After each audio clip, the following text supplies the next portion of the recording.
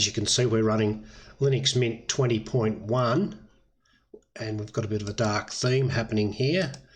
You can see that there in the control center and in the file manager. I've installed Virtualbox and it's just a little bit hard to read. It's a bit bright on the eyes. What I've done, if you go into Qt5 settings in the control center, brings up this little tool here, and we just change it to custom and darker, and we'll apply on that.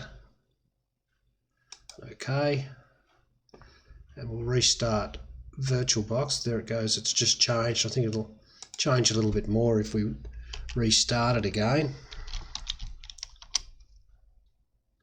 And there we go. So that's just a little bit easier. If you're running a dark theme on Linux Mint 20.1 and you're having trouble reading Virtualbox, there's a solution.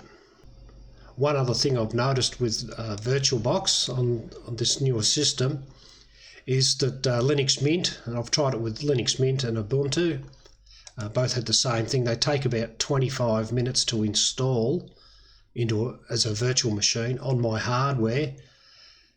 This same hardware was recently on 18.1, Linux Mint 18.1, and I think it was version 5 of Virtualbox, and they used to take about 6 or 7 minutes.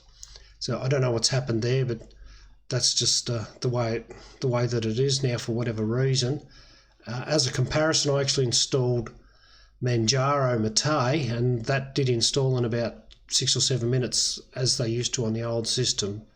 So I don't know what's changed. I haven't investigated it any further, but that's just something that I've noticed with the newer software.